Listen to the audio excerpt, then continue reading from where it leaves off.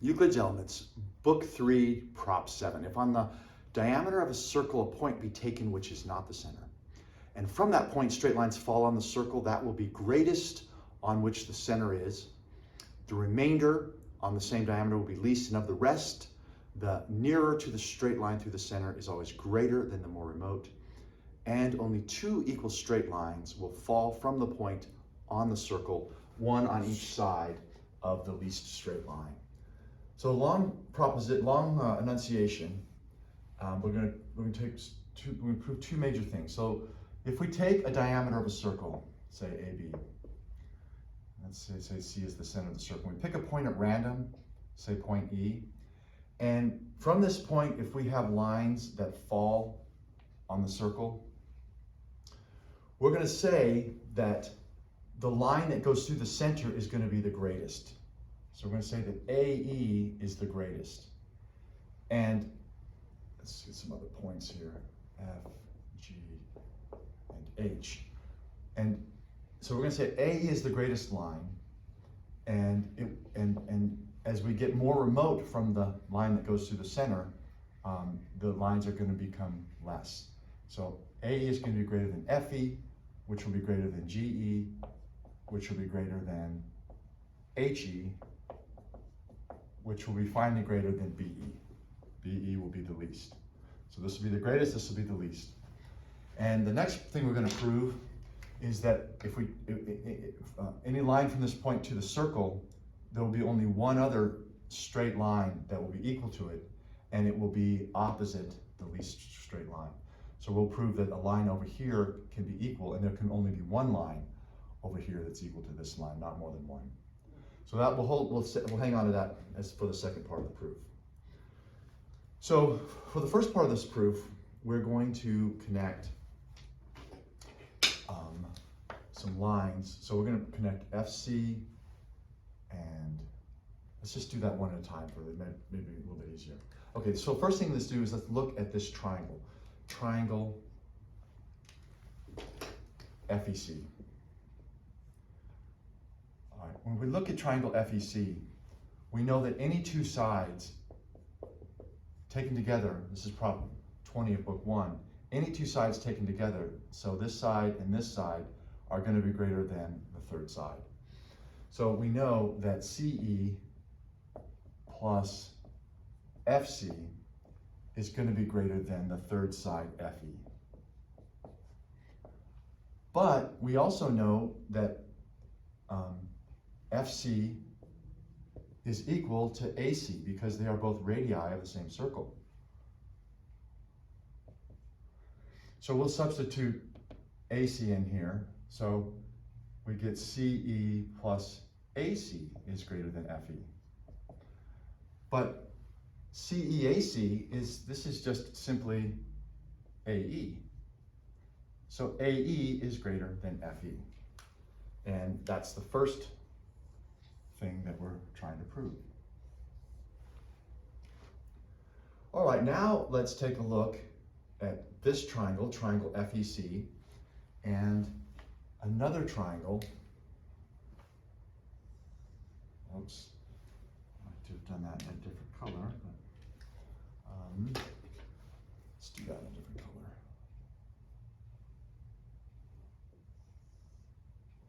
So now let's look at triangle FEC and triangle GEC. And what we can see is that they're both on the same base, CE, and they both have lines that are radii, right? So GC equals FC. So we have two triangles.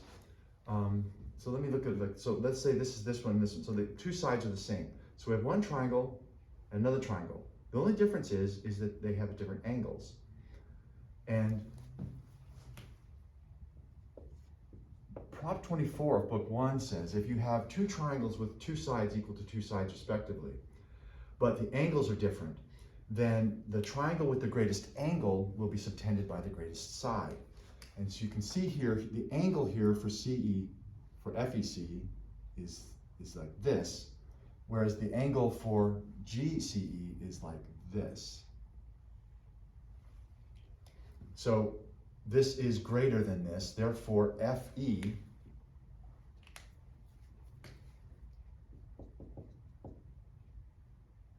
the side subtending the greater angle, has to be greater than GE. So that is the second part of what we've proved. So that is this part right there.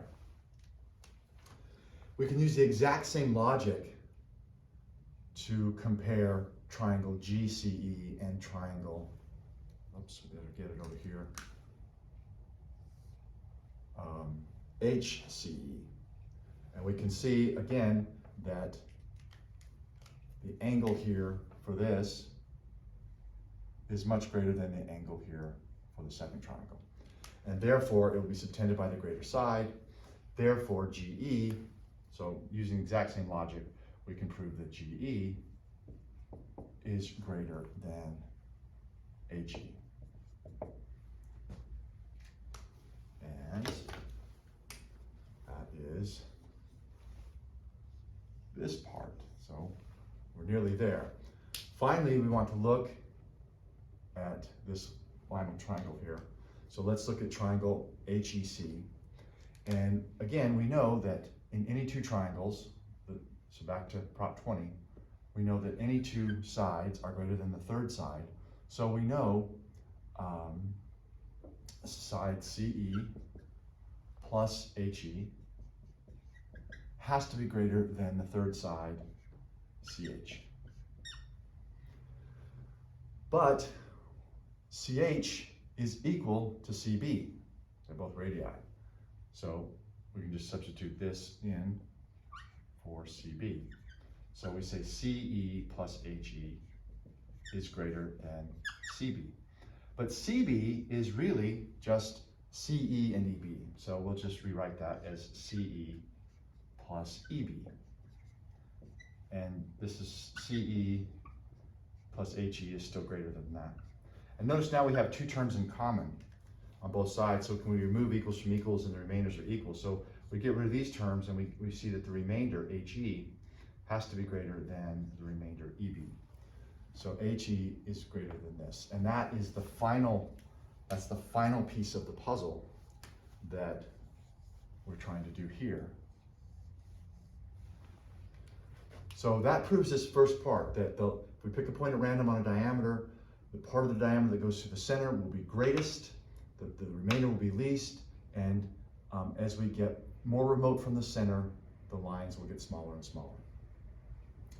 So the last part of this proof is to simply prove that from this point E, there is only one line that goes to the circle. There's only one other line. There's only one other line that is equal to EH, and it will fall over here on the opposite side of the least straight line.